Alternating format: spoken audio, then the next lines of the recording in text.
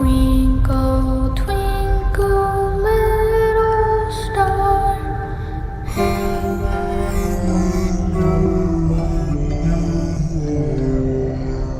He's alive!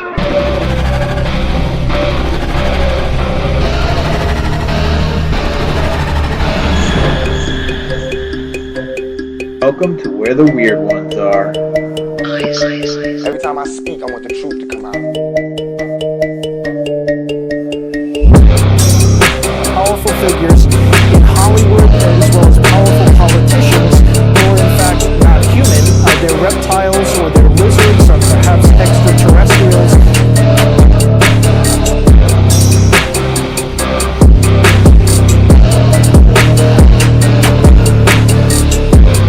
I don't think it is a human. I think it's a Sasquatch.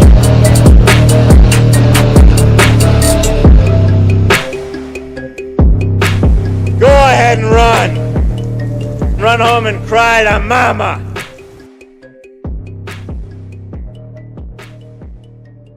Let's get weird.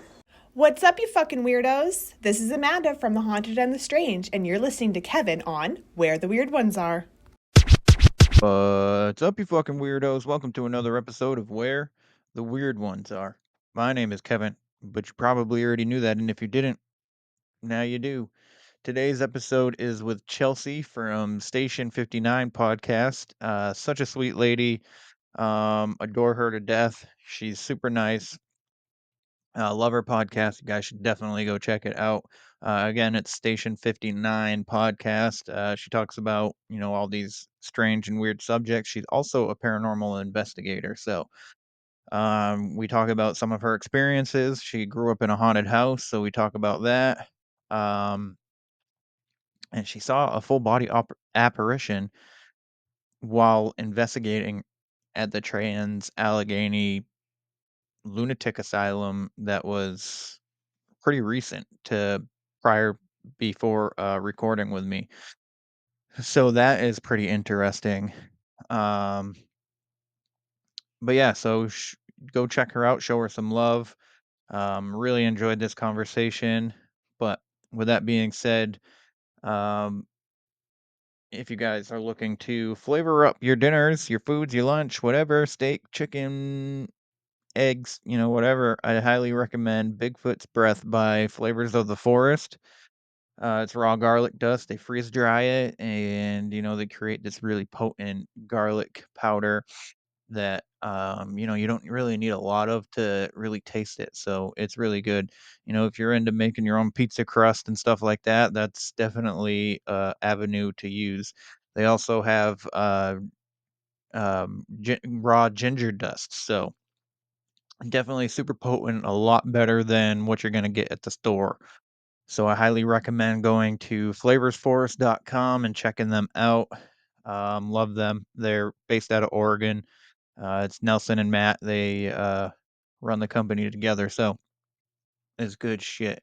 Also, the hot sauce is on the website where the weird ones are podcast.com. You can also get the merch there and leave a rating and review if you so choose to. Also, I am starting to write stories on the blog rather than just like random like stuff about stuff. So basically I'm trying to write my own book currently, so I'm trying to use that to just kind of like break off the dust because if I'm committed to doing that every week and people are reading it every week, I'm going to drop a chapter every week. So basically the first story is basically going to be about a zombie apocalypse. So and it's gonna follow one character through his journey of what he goes through. So um so yeah, so every Sunday I will drop a chapter. So check it out. At this time of recording, it is Sunday, so later on tonight I'm going to write the first chapter, so it will be on the website at the time of you listening to this. So anywho, um yeah, if you like 40 and Fest just came and went. It was this past June 8th, Saturday. It was an awesome event. A lot of people came through. Sold a lot of hot sauce, so that was pretty great. Sold one T-shirt. Um, but yeah, I met this interesting woman. Her name's Justine. She told me about, some of her experiences, her son's experiences, and it was super interesting. So she should be reaching out soon. She's gonna come on the show. Um, and yeah, and I ran into a bunch of familiar faces. I ran into Valerie LaFaso, who was on the show, The Button Factory. That episode, amazing lady, amazing person, super strange encounters with extraterrestrials and paranormal, and a possible Bigfoot. So that episode is great. Mike Stevens had a booth actually both Valerie and Mike were right across from me. So I got to see Mike, who is episode 130. So he has some insane encounters. So you guys, if you're interested, definitely, if you haven't listened to that episode, definitely go do that. Yeah, it was a good conversation. And then Phil Anderson was also there. Um, he's become a pretty good friend. We went out to dinner Friday night with him and his girlfriend Nicole.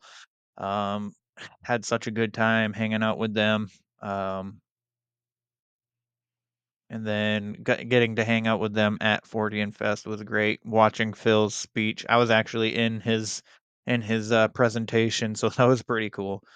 Because of the video him and I did together, what's behind the portal door in the Huckamuck Swamp. So hopefully we're gonna get together again for the Huckamuck Swamp in July. He's taking a little break. He's busy. He's got, the AFK discussions podcast and he makes little YouTube movies and stuff like that.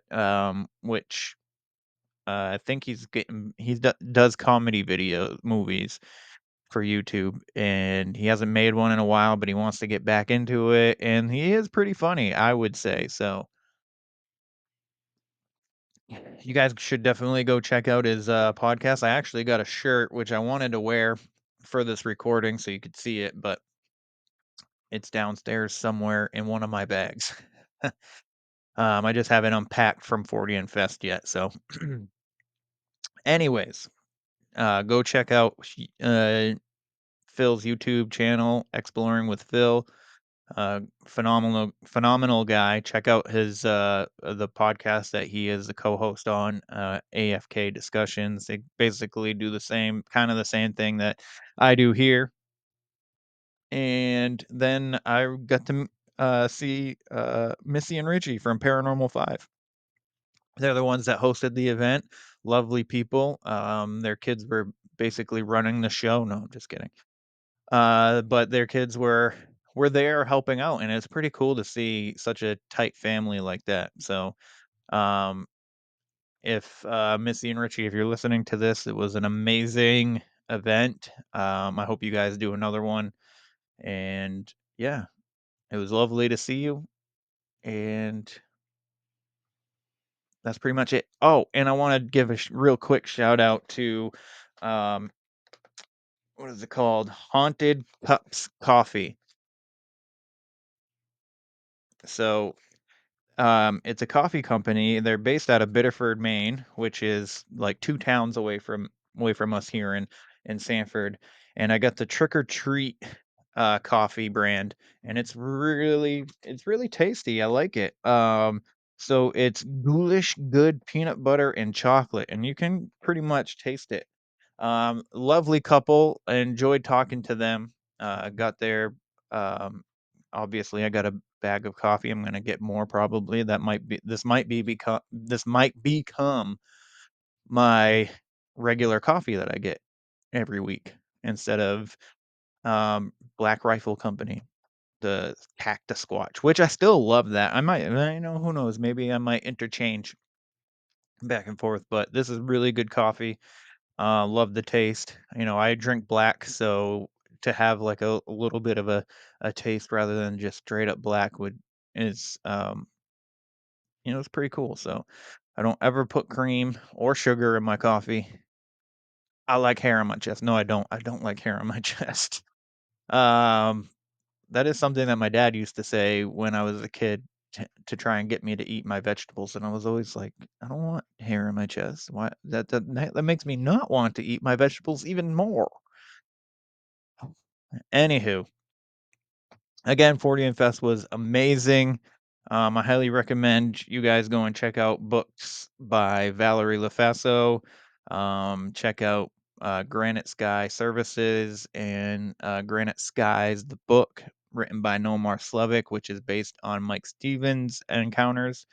And check out Paranormal 5 on whatever social platform you can find them, which I know they're on Instagram and Facebook. So I really hope they put on another event. But yeah, so if you like today's episode or any of the other episodes, please like, follow, share, subscribe. That would mean a great deal to me. Leave a rating and review if you so choose to do so. I would appreciate it a hell of a lot. You can leave a rating and review on the website where the weird ones are podcast.com. You can get the merch, the blog, the hot sauce, and you can, contact me through there or don't. It's okay. Patreon is up $5 a month. You get a free coffee mug. You get access to the Conspiracy Tuesday and Storytime segments and early access to the shows. And yeah, so if you feel like supporting me that way, that would be dope. But if you don't want to, it's totally fine. Not the end of the world. I'm just happy that you are here on the regular channels, and that's all I really care about. Yeah, and that's it. That is all of it. But yes, Chelsea is an amazing person. Go check out our podcast, Station 59. And I hope you guys enjoy the show, and I hope you enjoy her stories. So, with all that being said, let's get into it. They're coming to get you, Barbara.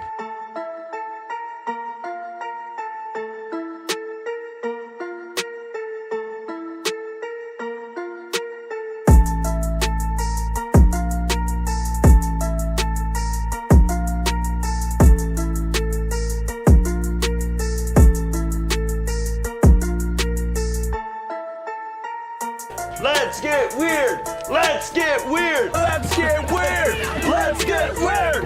Weird. Get weird.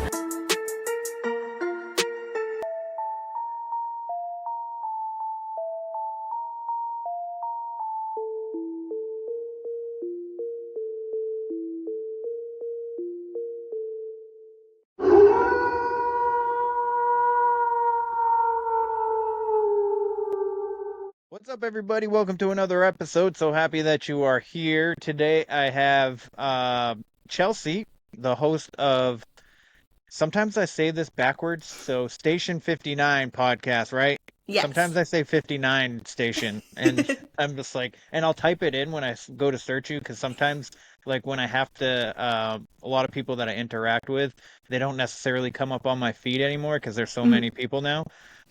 So I have to go search them, and I'll do 59 Station. I'm like, why isn't it not coming up?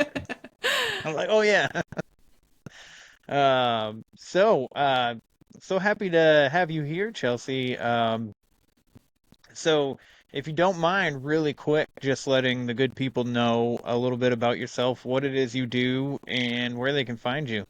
Yeah. So I have, like you said, I host the podcast Station 59. I am also a, we'll say amateur ghost hunter, and I talk about that a lot on the show. And yeah, I've just been into the paranormal for a really long time, so I decided why not talk about it. Where can they find the show at? Oh yeah. My show is available pretty much on every podcast platform, Spotify, Apple Podcasts, Podbean, all the good stuff. Also, my social medias are Station59 Podcast on Facebook and Instagram, so you can find me there. Nice. And it's Station 59, not 59 Station, people. Get it right. All right. I'm counting on you. It's a good podcast. I enjoy it. It's it's not Thank too you. long. It's not too drawn out. It gets kind of to the point. There was a point there, though, one episode that I listened to where I thought Chelsea had a cowboy fetish, but it's not the case. That's not the case at all. Just a respect and admiration. Yes. I was like, I'm listening to it. I was like, what? Anyways, so you have an interest in paranormal and paranormal things, and that's what basically spawned the podcast. But like, what was that thought process where you were just like, you know what, I'm actually gonna do this? It actually started as I was going to do a podcast with my best friend, and we were just kind of like spitballing the idea around. We weren't sure if we were serious or not, and we recorded a couple of episodes, and it just didn't work out schedule-wise for the both of us. And so I was like, well, I still want to do it, so I'm just going to go ahead and do it. So I bought a microphone and I went for it. Nice. I started this by my podcast by myself, and then my sister was my co-host for a little bit, but she was pregnant at the time, and there was a lot of times where she was just like, I'm too tired. And then it just turned into, I'm just going to continue on doing it by myself, which is how I started it. So, but I would like to have her back on occasionally, but, now that she has a baby, it's kind of like I don't expect her to just give me her time. So, right. And it's like, it's sometimes late, sometimes, and she's working now too, so working and a baby, and then having a new podcast. So I'm not gonna have her be holding to this. So I'd rather just do it. But so when we talked briefly a little bit, and you said that you grew up in a haunted house. I did, yes. It was quite an adventure. Was it? Okay. So was this house where you had your first experience? I want to say yeah. I think I don't think I really had anything before that. I moved into the house when I was in second grade, so I was pretty young. Oh, and yep. It was, I lived there from second grade until I graduated high school, so I had a lot of time to interact with these things. Yeah. So, if you can walk us through that first encounter, that first experience that you can recall. It started small, so it was just kind of a collection of really little things where things would move around on their own. My mom had these like little figurines that she collected, and they would move across the table by themselves, or you'd hear footsteps walking around upstairs while you're downstairs in the basement. And then the one thing that really stood out to me as like the first time I had an interaction with something in the house was I had a TV remote in my bedroom that had little lights on it, and the lights would just go off by themselves, and they would only go off if you pressed a button. And I like checked and made sure all the buttons were not pressed, nothing was pressed down to like trigger it. And I got to a point where I was like, okay, if something is here doing this, light it up. And they all lit up. And I was able to do like a back and forth, like almost an EMF session, doing yes and no questions with the TV remote. That's amazing. It was wild. I think I was like maybe 12 when I did that, and I was like, I'm ghost hunting. Oh my God. It's funny because I never thought that I would ever be like do kind of ghost hunting, but I'm starting to get into it. It's pretty fun. So like I can just imagine being 12 and that happening. Oh my goodness gracious.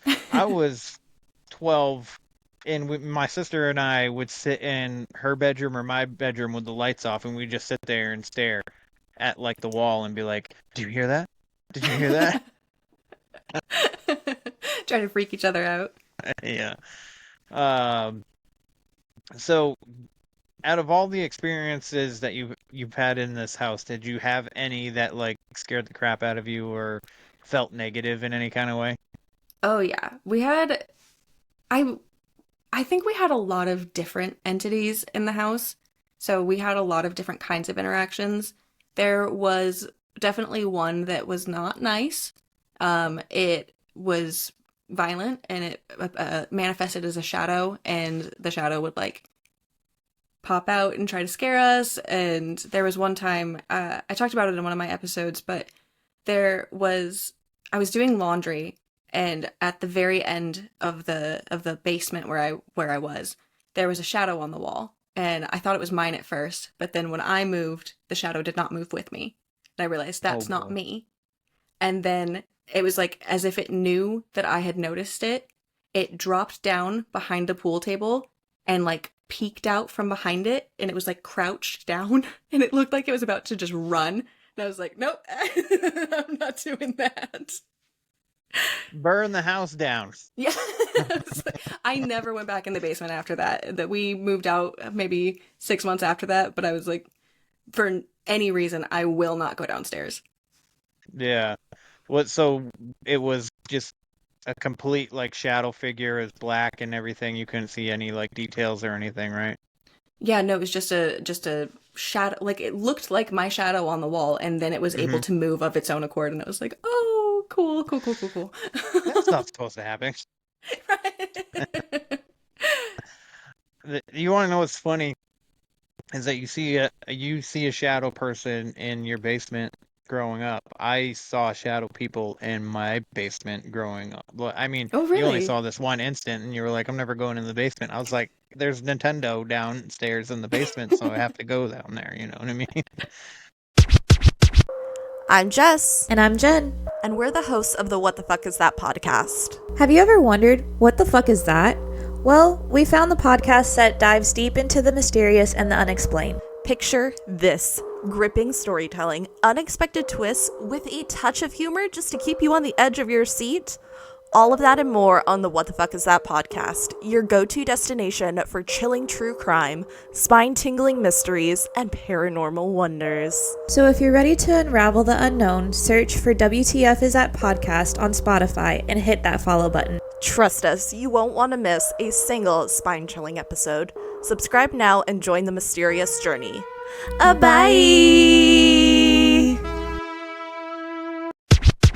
So I encountered them all the time. They never did anything, but at the time, being like 9, 10, 11, 12, you know, that it was kind of freaky. Yeah. And so it was all those years, all through 2nd, 3rd, 4th, and 5th, and 6th grade. And then we moved out, and I don't think we ever had like any real experiences in any other house.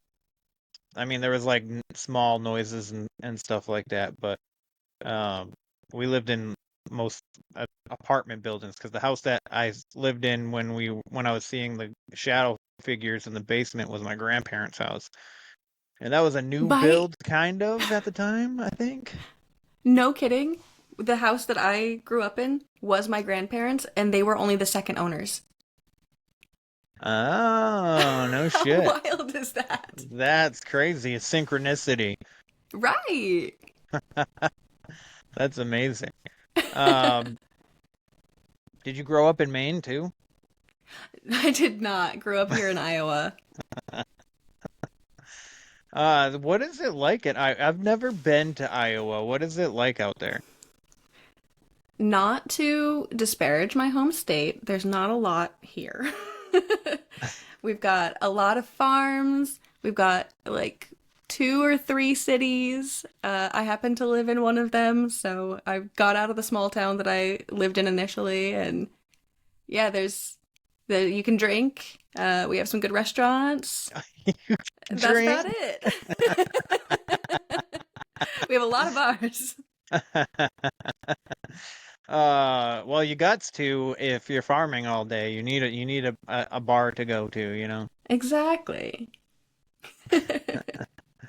Now, did you ever have an experience either in the house or after the house or any time in your life that you could like attribute to maybe like a guardian angel or like angelic energy, just like real pure positivity? It was actually in the house as well, the house that I grew up in. There was an incident where I had lost a classmate who passed away, and I was very, very upset. So I went down to my room, which was in the basement at the time, and I lay down on my bed, and I was crying because I was sad.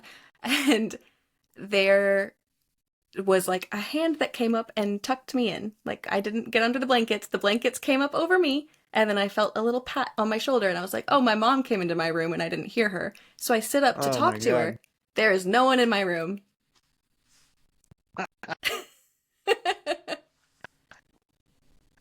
I would have ran.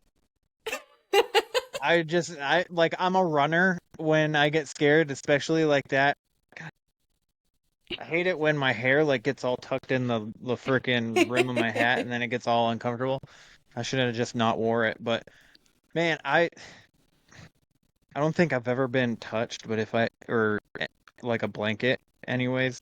I think here in this house I had what I think was my uncle sit down on my bed, and I felt like the bed make an impression on it, right? Like I could feel the weight by my feet. Yeah. But I feel like if something was to reach up and just like tuck me in, I'd be like, nope, I'm out of here, like, I mean, obviously you're sad, and that's you probably did you get afraid, or were you just more like did. Yeah. It was like, it felt pure. It felt like it was trying to comfort me, but I was like, what the hell just happened? I'm like, I can't do with this right now. Oh my goodness. Wow. What other and that was in the same house that you grew up in, right? Yes, because you weren't out of school yet. Yeah. Did you have any experiences after the house or outside of the house? Not anywhere that I've lived since. I guess there was a time when I was seeing a boyfriend at the time when I was about 18. I was staying at his apartment, and the refrigerator moved, which was very frightening because that's a very heavy appliance. Yeah. We were in the other room and came back out into the kitchen, and the refrigerator was covering the light switch. And it had not previously been covering the light switch. And we were like, oh, okay, we're gonna go somewhere else. But besides that, it's just been on like investigations and things like that. I haven't, luckily, where I live, haven't had any issues. So was it like growing up with all these like weird, strange experiences and that made you like, so what got you interested in doing the investigating? Well, when I was growing up, I watched a lot of Ghost Adventures with my mom, and that really piqued my interest. Now I cringe watching those kinds of shows, to be honest. But that was like, oh, it's so cool. Like, I love stuff like this. And we watched so many ghost stories and ghost movies and things like that. And then, yeah, having these experiences, it was kind of, after moving out of that house and not having anything like that happen, it was almost like I missed it. Like, I craved that interaction again. And so now I go around the country and I look for ghosts. I will say, like, I'm more uncomfortable with people than I am with paranormal entities. I feel that. Like, I don't, man, I still have a hard time in crowds, and I don't know why. I don't know what like the issue is with it, but like when I'm in like even like a family setting, like I just can't sit inside with a bunch of people for too long, and I have to go outside. And I can't deal with it. And I feel like going on investigating, I'm by myself, maybe in a building or even out in the woods or something doing it. And I've only done it 3 times, or maybe it's only been 2. I'm about to do I'm going to my 3rd one. That's what it is. So I've only done 2 investigations, and they were great. And then the one that I'm going to do in like 2 weeks is I'm going to Rhode Island for the Conjuring House. Oh, no way! Yeah, I'm excited. That'll be so awesome. I'm so excited. and I'm already calling the outside. So the basement and the outside are like the most haunted, I guess. Mm. And then I was telling somebody about it, and I was like, "Yeah, the basement and outside are the most haunted. I'm gonna set up a tent outside." And they're like, "Yeah, there's definitely something outside, especially when the entities in the basement are saying go outside." And I was like, "What?" And I was like, "Shit, did I just pick like the most haunted part? Fuck." Well, hopefully you have a great night. Get lots of evidence. We'll see. We'll see. So where did you go for your first ever paranormal investigation? My first formal investigation was a house, like a private residence in Abilene, Kansas. So it was about a 6 or 7 hour drive from where we're at.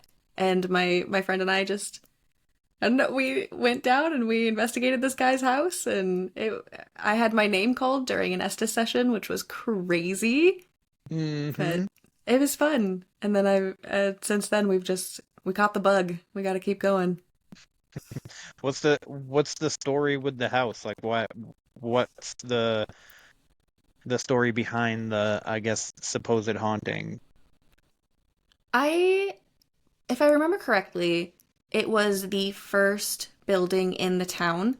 There was like a dirt dugout in the basement where this family that founded the town lived when they first arrived, and then they built this like mansion on top of it. And it was just like so many different things over the years. I can't quite remember. It's been a few years since I was there. But there was like a little boy, I guess, that lived there, and then there was also the lady of the house, the first woman that lived there. She was a really common presence there as well. Okay. What would you say, if you can?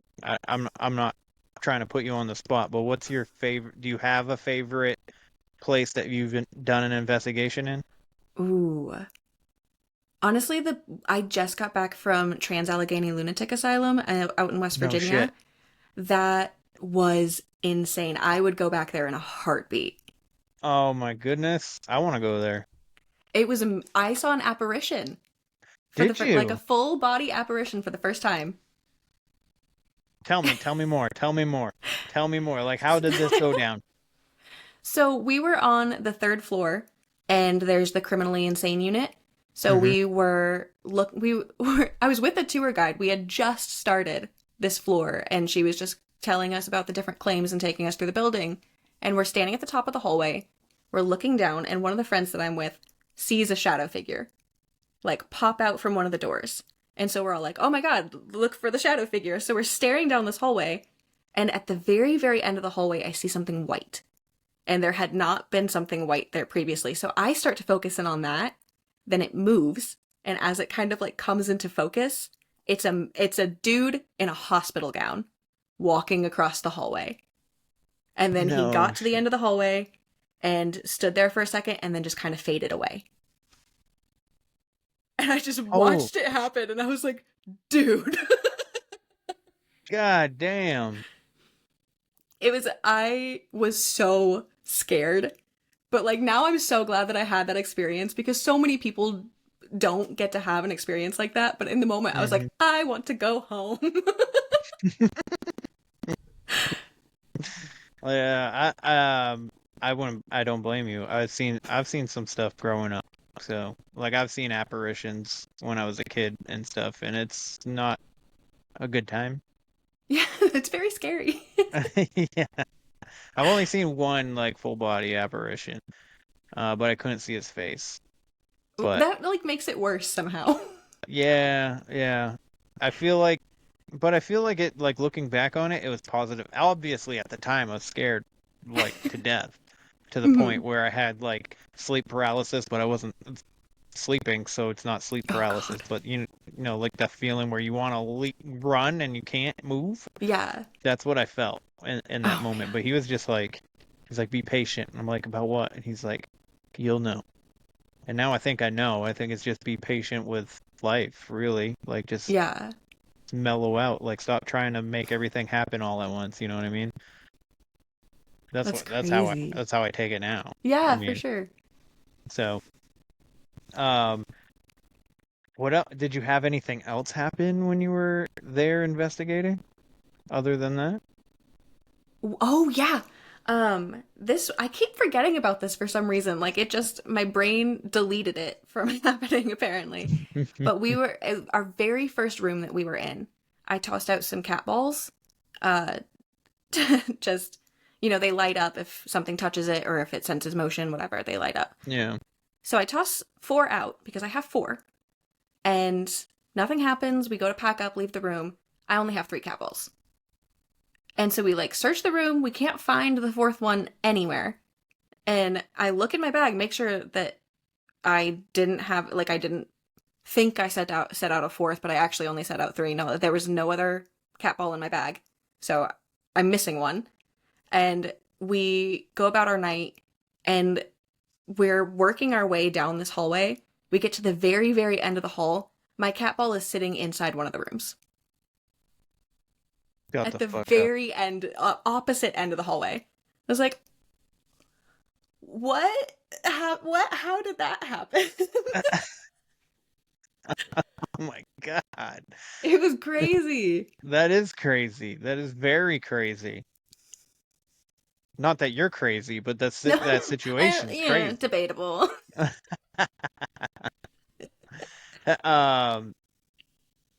Shit. Oh yeah.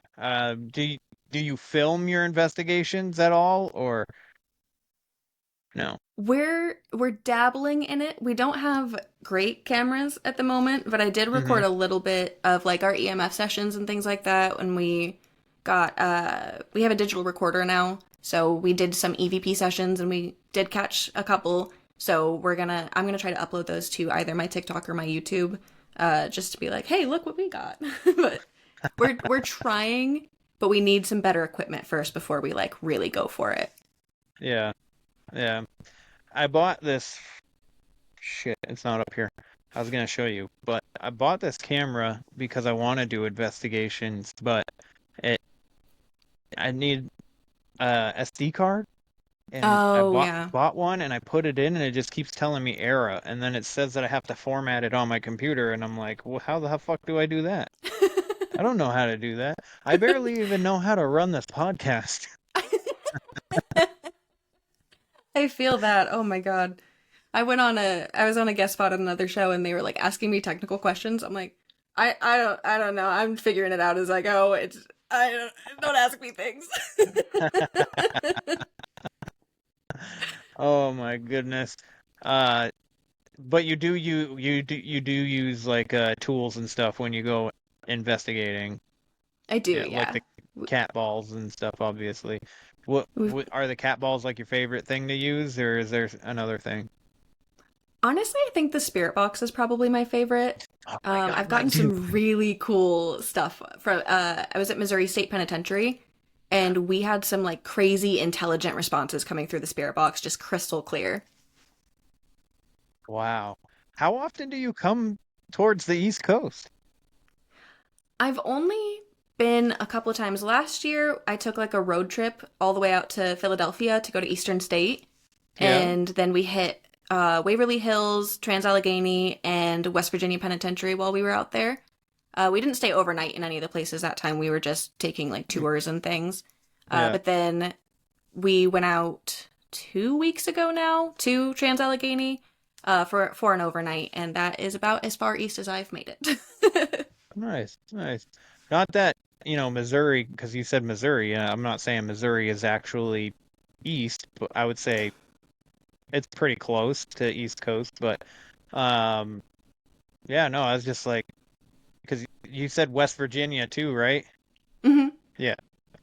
And that one I want to do. And I'm actually speaking at an event in West Virginia. I don't know if it's close to that or anything. So, when you went on that investigation there, did you have to book it in advance, or? That we did. I booked it probably in February, but they do have a lot of not public in a way. There's I think 30 to 40 people in the whole building. And so they do those, I think, every weekend, I want to say. Oh, okay. All right. And it's like $100, so it's not bad. Yeah, that's not bad at all. The Conjuring house is over $1,000. Holy smokes. But we're doing an overnight, and they're gonna shut us in. They're gonna leave us there. That's awesome.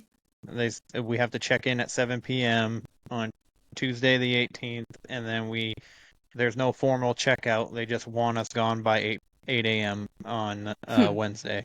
So what was Waverly like?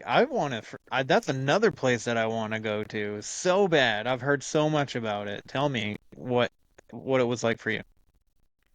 So we were just there for like a walkthrough tour, and I still had activity. And nice. This was like, I think the most active place that we went before Trans-Allegheny. We were just in the front hallway, like listening to our tour guide explain the location. We weren't even really in yet. And kid you not, there comes this like tingling cold feeling on the back of my neck. And I'm like, what's that? And I like paid attention to it. And then it felt like all 5 fingers wrapping around the back of my neck and squeezing. And I was there with a couple of friends. And so I was like, Sina, what are you doing? Like I turn around to like mouth off to my friend. There is nobody behind me. And that feeling, like that hand is still on the back of my neck. So I take a couple steps forward. The feeling goes away. I didn't feel anything else for the rest of the night. Wow. And then I told the tour guide, I was like, I think something just grabbed my neck. And she goes, we literally call this the touchy-feely hallway because people get touched here so often. Oh my God. I'm like, oh, cool, I'm a statistic. I don't know. I don't know what I would do if I got touched. It hasn't happened yet, and I'm hoping that it doesn't, but I don't know how I would react. It's wild. Yeah, it's either I'm just gonna like freak out, like right there where I'm standing, or I'm gonna run and never come back. Like it's one of those two. And I welcome it. Yeah. Yeah, do you? I do every investigation. If it's friendly, like I don't want to be scratched, I don't want to be attacked, but I'm like, hey, if you want to tap me on the shoulder, if you want to pull my hair, if you want to tug on my clothes, go for it. Actually, I have been touched. Now that I remember. My very first investigation. And it kind of did scare me a little bit. It felt so. I was in Estes doing an Estes, and they were the people I was with. It's 305 Paranormal. I don't know if you've ever crossed paths with them on Instagram or anything, but so I was on vacation in Miami it's just me and my kids, and I went out one night with them. My kids are teenagers, just so you know. So I went out with them, and my kids didn't want to go, so I'm sitting there. I have the blindfold on, the headphones in, and in the video, watching it back, Mondo, he goes, "This is our friend Kevin. It's his first time. Can you please say his name?" And then he's like, "If you don't mind, just give him a little tap on the shoulder, let him know you're here." And then all of a sudden, it just felt like I go, my shoulder. As soon as he said tap him on the shoulder, I was like, my shoulder. It felt like somebody was squeezing my shoulder for a good 5 minutes. Just like, that's crazy. Like, squeeze in and let it go. Squeeze and then let go. And I was just like, And then I just kept doing that for like the rest of the time that I was doing it, and I was just like, and then watching the video, I was like, oh, no way. Oh my God, that's awesome though. That was like not in the moment, surely, but yeah. I mean, randomly being touched though, like if I'm not doing an Estes and stuff like that, if I'm just walking and then I feel something on the back of my neck just kind of like squeeze, I'm gonna start karate chopping. I'm gonna turn around and throw karate chops, because everybody knows karate chops kills ghosts. Of course. Ghosts don't know karate. Exactly. That's what I do every time I'm scared. I just do. I don't know why though. Like it doesn't make any sense, because usually I swing when I get because I've been scared by haunted walks. I'm sure Iowa's got freaking haunted walks all the way out there with probably do hay bales and do tunnels and mazes and stuff like that and have people pop out at you. But yeah, doing those things and people jumping out, or when somebody tries to scare me, a lot of times in the house, a lot of times I'm swinging. So, but when it comes to like ghost entities, I tend to like do this. I don't know why. I'm just like, don't do it. So do you do like a prayer before and after you do your investigations, or like any kind of like not I hate using the word ritual, but like just something to like a protection kind of like thing? I don't do anything formal. I would say I lay down boundaries as soon as I go into a location of, you're like I said, I welcome them to touch me, but you can't attach to me. You cannot come home with me. At the end of the night, when we say goodbye, you stay here. And then, I can't remember who it was that I was talking to, but it was someone that worked within white magic. And she told me that a really good way to protect yourself is just to envision yourself in a circle of white light. And imagine it going from your head to your toes, totally cleansing you. And that works, allegedly. So I do that if I feel like I need to. But knock on wood, I have not had anything happen to follow me home or anything like that yet. So. Oh, that was gonna be my very next question. If you ever accidentally forgot any of that and had something follow you home. But that is a good thing. I did have a questionable moment after coming home from West Virginia because my partner was in the laundry room, which my shower is in there, and he was just doing his laundry, and then all of a sudden there's this crashing sound. And I thought he like slammed the dryer. I don't know what I thought it was, but he goes, "What the hell was that?" And I'm like, "What do you mean, what was that?" And he goes, "Everything in my shower had fallen down at the same time." Holy and I shit. made a joke. I was like, "Did we bring home a ghost?" And he goes, "Don't even say that."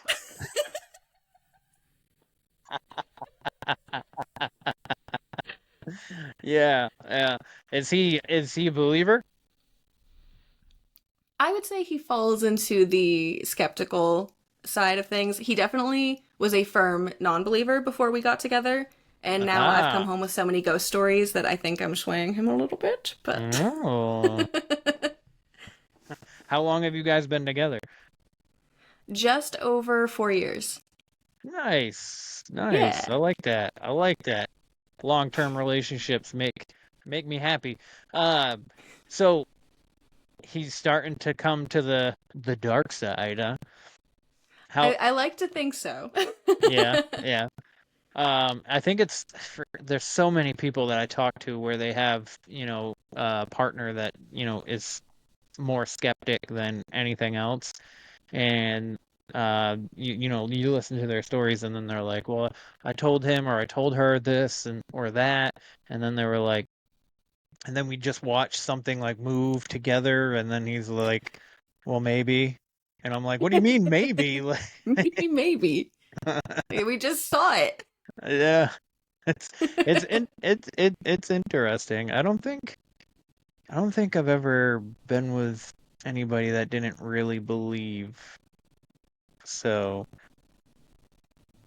but I think the paranormal has become more prevalent for me now just because of the podcast, because I talk about it all the time now. So I'll literally be at work and be like, see a ghost this week? And people are like, what the fuck? Get away from me. I know, I work in education, and I used to go like talk to my coworkers about going on ghost hunts and stuff, and they're like, okay, cool. Good job, Chelsea. That's fucking hilarious. I drive truck and for like a waste facility. You gotta weigh the trucks in and out for like how much crap you have in your truck, or how much the can is and stuff. So like we used to have to go into the scale house to like sign the sheet of paper to be like, yep, this is my truck number, blah blah blah. And the scale house lady was in there. Well, I mean, she's always in there because she's a scale house lady. That's where she works. But there was one time I was just like sitting there and we were just kind of like gabbing, and she was talking about this camp that she goes up to with her husband every summer. And she's like, yeah, there's a nice lake out there. We go fishing. And she goes, every once in a while, Bigfoot will throw a rock in the river to let us know that it's time to leave. And I'm like, that was like so random, because it was like pretty early on when I started the podcast, and the fact that it just came up at a normal conversation, I was like, what? So casual too, just like, hey, Bigfoot hangs out sometimes and he doesn't really like us. Yeah. Just like, I was like, I was like, Bigfoot, huh? She's like, yeah, or something. And I was like, oh, okay. Cool. But it was so like, and it happens a lot now. And I don't know if it's just because I'm paying attention more because of the podcast and because I talk about this stuff so much, but you ever have that like happen to you, like because of the things that you talk about in your podcast, where it just happens to come up randomly in random conversations with like people you're passing by or anything like that? Totally. And it's like you said, I don't know if it's just because like I've drawn attention to it myself and so I'm noticing it more, or if it's just like the universe is like, here you go, have some information about this. But like, I just did the cowboy episode that you referenced. Right after I did that, I have had so many Wyatt Earp references come up in my life. And I'm like, I just did a little book report about him. That's just funny. like little stuff like that where I'm like, oh, that's so weird. Yeah, and another thing that I've noticed too is like for podcasts that cover like topics where they will research something and then they'll talk about it, like I've noticed within like a week or two or maybe even 3, and like that window of at least 3 weeks, there'll be several podcasts that are covering almost the same story within like a certain time frame, and I'm just like, this is weird. This is really, and some of them have dropped episodes on the same day, the same week, or like within like 5 days of each other, and I'm just like, there's no way. Are you guys communicating? Right. Like, what's happening here? This is weird. We're all tapped into the same thing. Yeah, and if it's not the exact same story, it's very similar. Like say somebody did cryptid research on like a aquatic beast of some kind, and somebody did like the same thing, not the same exact thing, but you know what I mean, like another aquatic animal, and then they both within their episodes will talk about Loch Ness, and I'm just like, get out of here, this is so weird. But yeah, it's I mean, it's probably just because I pay attention more, I guess, when it comes to this stuff, but I noticed too, like with my show, like I'll talk to somebody who's encountered like aliens, and then like my friend's podcast will both, because I don't know if you know Tommy Cullum from Let's Get Freaky. All right. So his podcast is Let's Get Freaky, and we have basically the same format. And there was one week, because we both dropped 2 episodes a week. There was one week that I dropped a UFO encounter, he dropped a UFO encounter person, and then right after that, I was talking to somebody about ghosts and conspiracies, and then he was talking to somebody, because I listened to his podcast too, and his episode was about ghosts, and then they started talking about conspiracies towards the end, and I was like, what is happening? I mean, they're completely different guests, but like the story form or genre was like almost the same, and I'm just like, what the fuck is happening? Am I in the Twilight Zone? Right, that's crazy. It is. It really is. But that leads me into another question that I love asking, especially paranormal investigators. Have you ever encountered anything that you can attribute to being a cryptid. Like, not that you know for sure that it's a cryptid, but like the way things happened and, you know, and all that, you could be like, oh, well, maybe that was that. To be so real, I am not an outdoorsy girl. I don't get out very much. So I can't say that I've really ever had that sort of encounter. I do think I've seen a UFO before, but that's about as cryptidy as it gets with me. Unfortunately, I would love to see a cryptid, but Yeah, me too. I think I've seen one, but I'm not sure. I used to think it was a demon, and then the more stories I heard about it, I was like, well, maybe it was a dog man, because that was a terrifying night. And that was all night. That happened all night. oh, I was no, scared. thank you. Yeah. What was the UFO sighting like? Well, like what did you see? So I used to live in Minnesota, and I would go back and forth to visit family and stuff. So I was coming back from Minneapolis, and I was driving at night, and there is not much between Minneapolis and Des Moines. So I'm just kind of cruising through cornfields, more or less. So there's no lights, no nothing.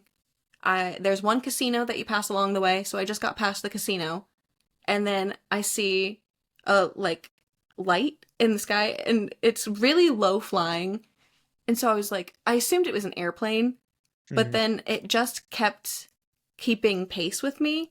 Like, no matter how long I drove, it was in the same spot in my rearview mirror. I was like, okay, weird. And then it zipped ahead and was like gone. But it followed me for miles and miles and miles. And the whole time I was like, I'm about to get abducted by aliens. Like, it's happening.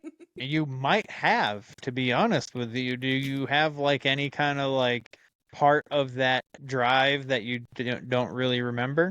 Like even just the slightest. That night I didn't have anything weird. I did have like a time slip in the last few months that I was like, shit. What the fuck just happened? I've never had anything like that happen before. So that scared the absolute hell out of me. But and at that drive in particular, I think I was safe. So what was the circumstances around the time slip that you just had? Oh, dude, I woke up at like 2 a.m. and I'm laying there and I'm trying to go back to sleep and I can't. And then the longer I lay there, the more like anxious that I got. And I was so uncomfortable. And I just had this feeling like, oh, something's in the room with me. So I sit up, I turn my flashlight on my phone, and there's nothing in the room, but it's 3 a.m. on the dot. And I'm like, oh, weird. Like, what are the chances of me getting so freaked out at 3 a.m.? So I like tried to take a screenshot on my phone because I don't know. I was like, I'm going to document this moment, I guess. But the screenshot won't take. And so I try again, doesn't take. Try again, doesn't take. So I'm like, okay, whatever. I'm not going to get the screenshot. So I also realized I'm not going to fall back asleep. So I might as well just fuck around on my phone for a few minutes. And so I open my phone. From the time it takes me to unlock my phone and tap on an app, it goes from 3 o'clock to 3:26. What? And I know I didn't fall back asleep. I was in the process of unlocking my phone. Like, I was sitting up. I'm like, what just happened? Like, what actually just happened? You got abducted, bro. I know, I was like, did I just get abducted by aliens? Like, what the fuck? I was so freaked out. I couldn't go back to sleep the whole rest of the night because I was like, I just lost 26 minutes of my life. Yeah. Holy cow. That would have freaked me the fuck out too. Holy shit. I didn't like it. Yeah, no, I don't blame you. I don't blame you one bit. Now you gotta go do hypnotherapy and get some regression done and see what happened. Like, I don't even know if I want to find out what happened. True. Like, maybe some things are better left lost. Yeah, I've heard some interesting regression stories, and they're like, I wish I never did that. Oh. I was like, man, I feel so bad for you. Like, I didn't want to remember that. Like the Betty and Barney Hills story. Like they got regressed, and Barney was never the same after that. Sad story. Sad story. In a world where the ordinary meets the extraordinary, prepare to journey beyond the veil of reality to uncover secrets that defy explanation. Welcome to A Dead Letter Podcast, where we delve into the mysterious and unexplained phenomena that have fascinated humans for centuries. In each episode, we will explore some of the most intriguing and spine-tingling aspects of the paranormal world. But beware, for the line between reality and the supernatural is thinner than you think. Will you dare to listen? Anywho, if you can, because I'm not even sure if you like them or not, but I'm just gonna assume that you do, just because you're a paranormal investigator and you like creepy stuff and you talk about creepy stuffs in your podcast. But if you can, what would you say is your favorite horror movie? Ooh. That's a good question. I have like different types of favorites, I'd say. So yeah. I really, really like old, campy, dumb horror movies. So I really love the Friday the 13th franchise. Yeah. I think those are fun. More recently, just for the nostalgia factor, I loved Scary Stories to Tell in the Dark. The book? There's a movie based on the book. And so it was all the old shit. Yeah. It's dumb but it's fun and I loved it and it did such a good job of like bringing those stories to life.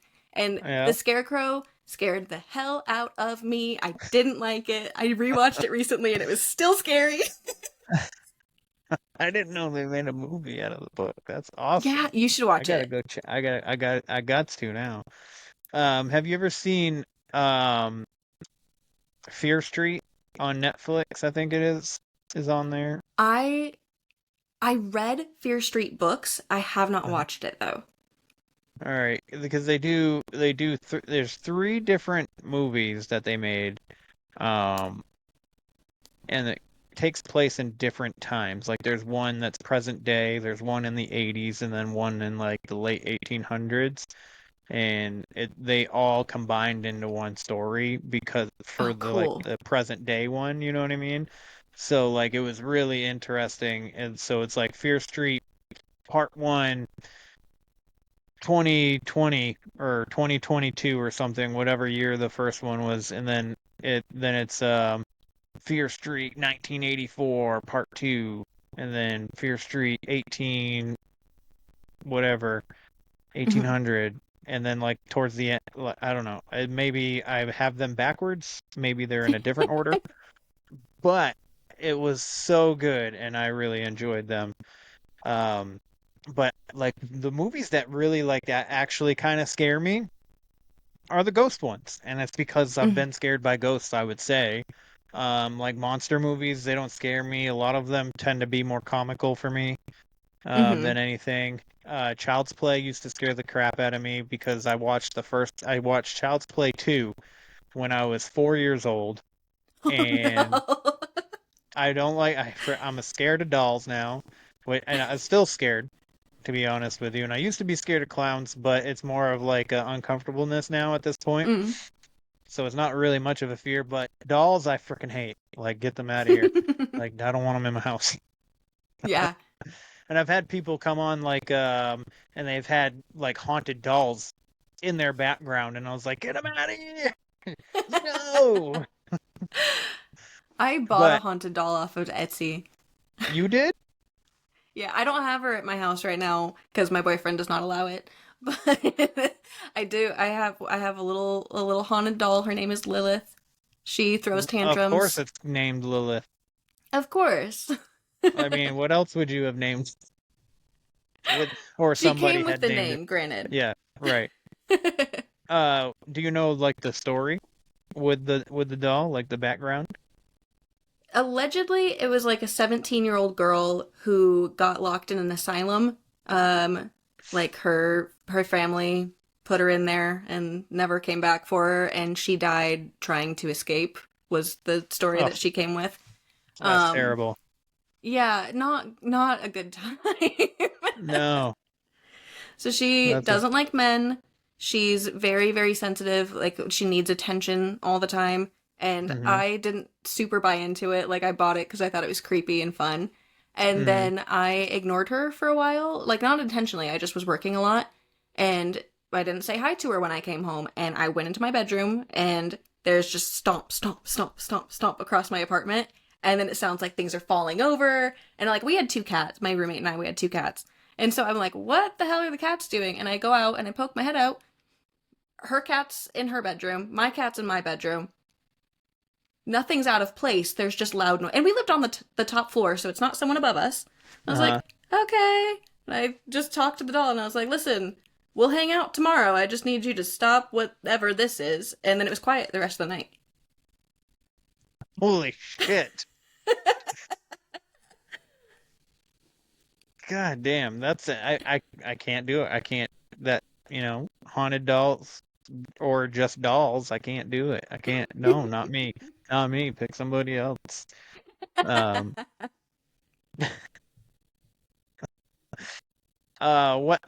do you have?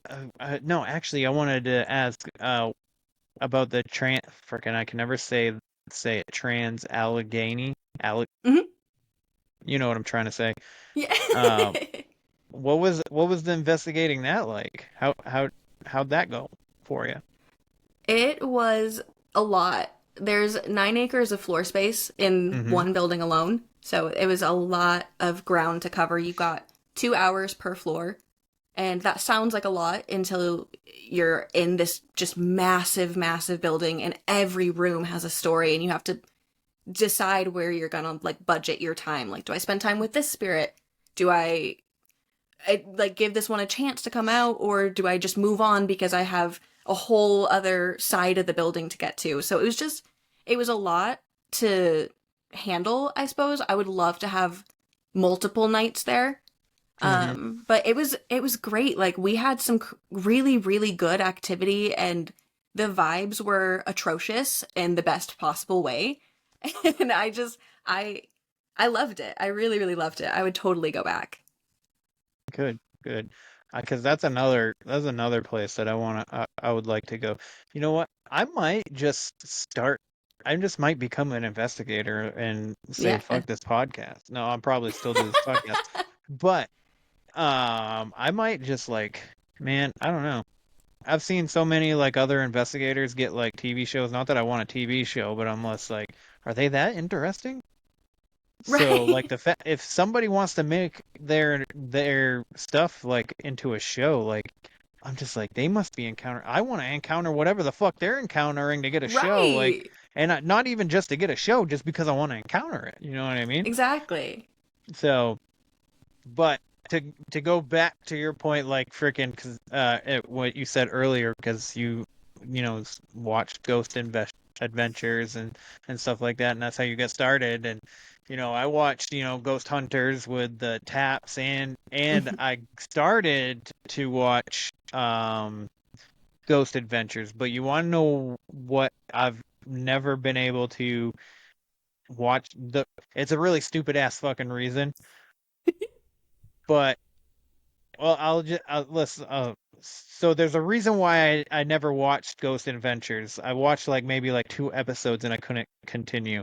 And it's not to do with the investigation or anything like that, but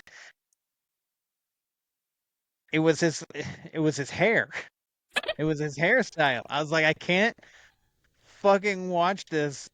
This guy's hair looks so fucking dumb right now. It's like, I can't, because my high school girlfriend, she was like super into paranormal and stuff like that, and to the point where I think she fucking might have gotten possessed at some point. I get uncomfortable talking about it, so I haven't really told the story this part of my life, so it's like it gets a little scary. But Fucking, there was we watched these like ghost shows, these ghost hunter shows all the time, and she put that on, and there was one he was like acting possessed and stuff like that. I can't remember. I think he was at a fort or something, and like the investigation itself was all right and not terrible, but I just like it was just like the Tom Hardy fucking t-shirt and the hair, and I was just like, what is happening? I was like, why do I feel like this guy is gonna give me the date rape drug?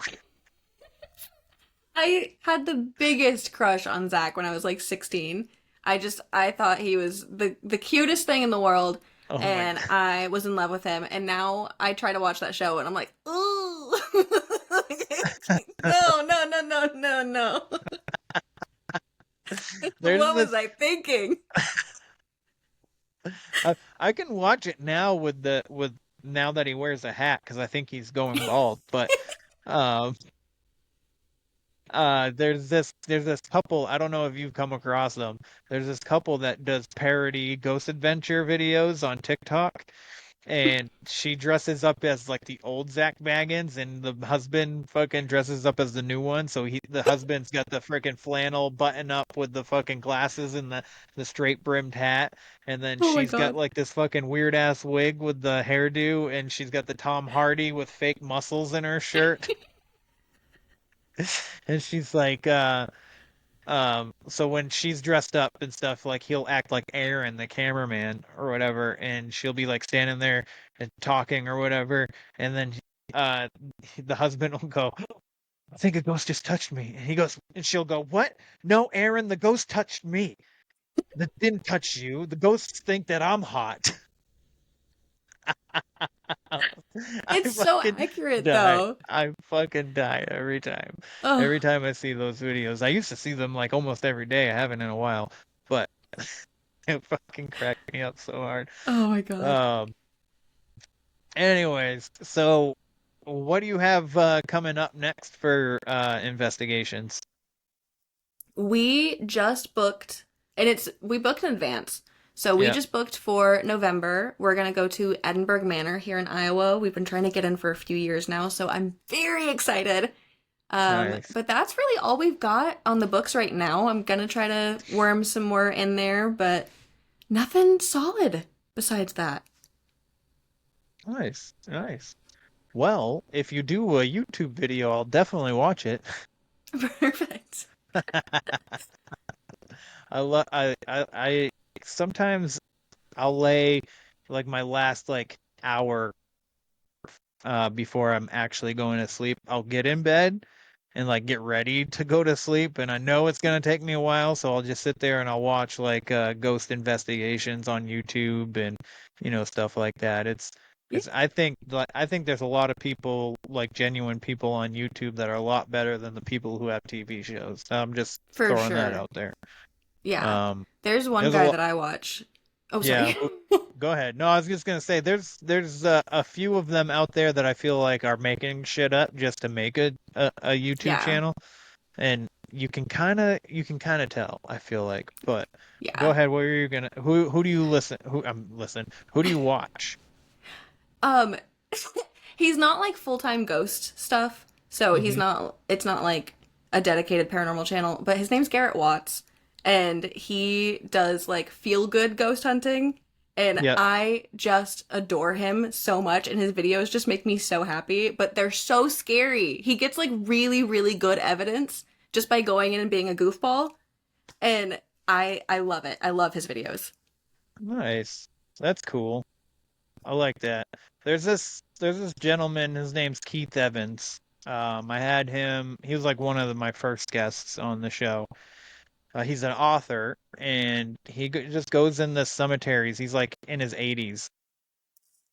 Or I might be making him a lot older than he actually is. So I apologize, Keith, if you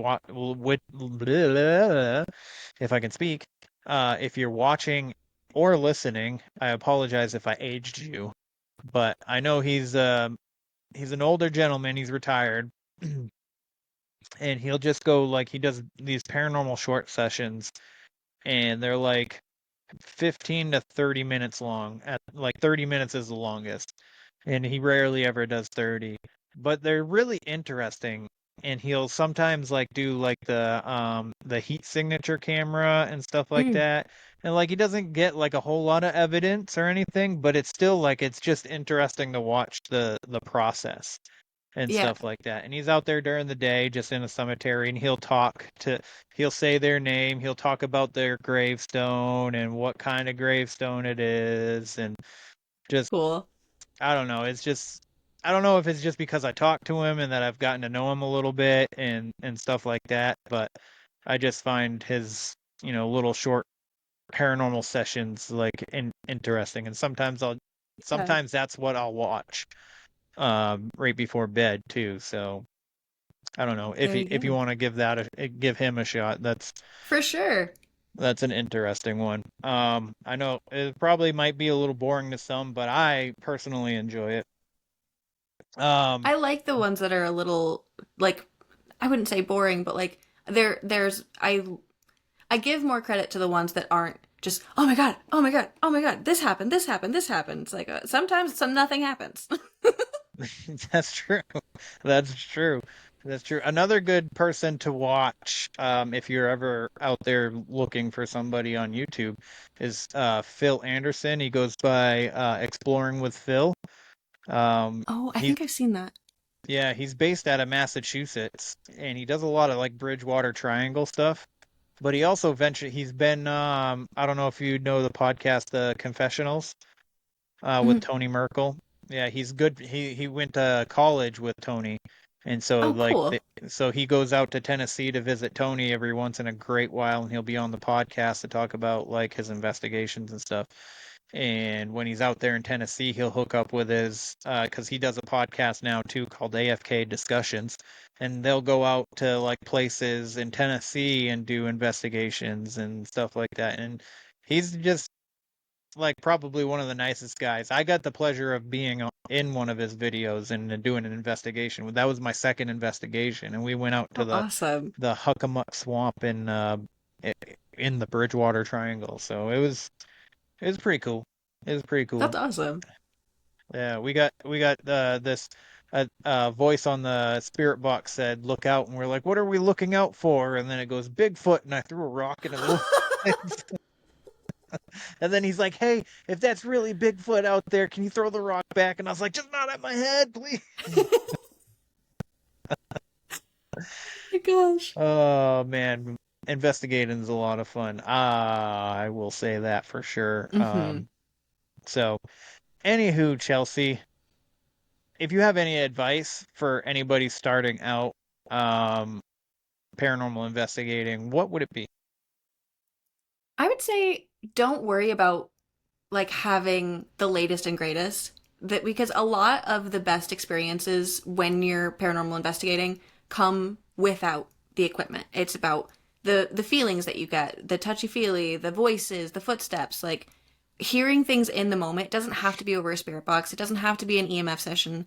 Like just go out there and with permission, like be respectful, but just get out there and talk to the spirits because you'd be surprised what you get just treating them like a person and talking to them. Yeah, yeah. And I would say also, actually, you know what? I don't have any advice because I'm not an investigator, but I would just suggest, I guess, it would be cool if you talk to them, like ask them like normal life questions instead of like, how did you die? And stuff like Yeah. that. I think that's what I'm gonna do when I start. See, in my experience, a lot of the times they either don't necessarily know that they've died, or they Yeah, don't want to right. talk about it because that it's a bummer to die. Absolutely. Absolutely. I agree. I mean, it's I don't think it would be a good time. Also, I wanted to ask too, like, what are your thoughts and theories on what the other side could be? Do you think it's just like a parallel universe? Do you think they're actually dead? Which from your last statement, I would assume that's what you what you would theorize is that their spirits passed on. But like, what are your thoughts and theories on what these spirits could be? So I've always tried to be like open-minded. My beliefs have changed a lot over the years, and they're still changing every day. But currently, what I kind of feel just from what I've experienced, I buy into the whole, energy cannot be created or destroyed. So when we die, our energy just moves into a different form, and whether that is us existing in parallel timelines or it's genuinely they've moved on to another form of reality, it's that they're there, and I fully believe that. And I don't know in what capacity, but they are able to interact with us, and they're able to interact with our world, and maybe we're ghosts to them, but That's a good point. It's a good point. I will say this before we wrap up here, though, as I saw this video recently of this investigator talking about an investigation that he had just went on, and he was talking to a spirit, and basically the spirit ended up telling him that he was the ghost. Like in a roundabout way. I don't think he used those exact words, but he said, what year is it where you are? He said 2084. Oh, wow. And so he asked him his name. He said he gave him his name, and he looked up that name as like he said, what is your grandfather's name, is what he said. So he gave him a name for what his grandfather is, and he said he looked him up on Facebook, and it was a real person. And I was just like, That's what crazy. the fuck? That's wild. Yeah. That is wild. So that'd be interesting if it's just like unlimited, like just time and space just like meshed together. Like you could get somebody from the past, and you could get somebody from the future, and they're looking at you like you died. Right, yeah. Even though you're not yet. Right. As far as we know. True. As far as we know. So this could be just a big movie of the others, for all we know. Exactly. That's what the universe This could be our made of. flashback. You see your life flashes before your eyes. We're just experiencing it very slowly. Yes, and it would be very slow. This is extremely slow. Oh man. Well, Chelsea, I've really enjoyed talking to you tonight. It was a lot of fun. And real quick, one of my favorite questions to ask, and I always ask it last: are you finding fulfillment in the path that you are currently walking, with your podcast, investigating, and all that? I absolutely am. I don't think I've ever enjoyed myself as much as I have been the last couple of years, so totally. Nice. I love to hear that. And you're in what I assume is a healthy, committed relationship. So I am. I love that. 4 years strong. That's awesome. That is dope. I love love. So I really think that's the reason why we're here, is to experience and to give love. So I think that's the purpose of life. So anywho, Chelsea, if you don't mind letting the good people out there know who you are and where they can find you one more time. Perfect.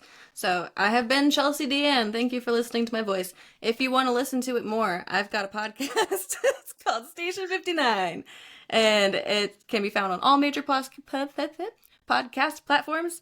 I do that a lot, so be warned. And also, if you want to find my social medias where I post things about the podcast, it's Station59 Podcast. How many times did I say podcast? So many times. And she has really nice eyebrows, just so you know. Not that she does video form, but I just in case you didn't know, now you know, and you can associate nice eyebrows with her voice. That's, I mean, so... Anywho, guys, that is the show. Please like, follow, share, subscribe. Leave a rating and review if you feel so inclined to do so. I would appreciate it. Chelsea would appreciate it. She actually wants you. She said, she goes, people better like, follow, share, subscribe, leave ratings and reviews. Like, exactly. They have to. Or I'll find them. She'll shank you. She'll shank you real good. No. But you can also leave a rating and review on the website, which is where the weird ones are, podcast.com. I will say, the day is finally here. The hot sauce is now on the website, so you can go get yourself a bottle or 2 or 3 or 5 or 20. And I'll send them right out to you as soon as I possibly can, which should be pretty much within the same day. So yeah, so if you're interested in that, please check it out. The merch is on there as well, so that's all I got for you tonight, guys. So I appreciate it. Chelsea, I appreciate you being on here, giving me your time. Time Thanks is for our having greatest currency right now. And the fact that you just spent an hour and a little bit over with me I'm so grateful and appreciative for you doing so. So I had so much fun, so thank you for having me. Nice. Well, I'm glad you had fun, because that just makes it even more better. So anyways, guys, remember, question everything and stay weird. If I can find the button. There. This concludes our broadcast day. Click.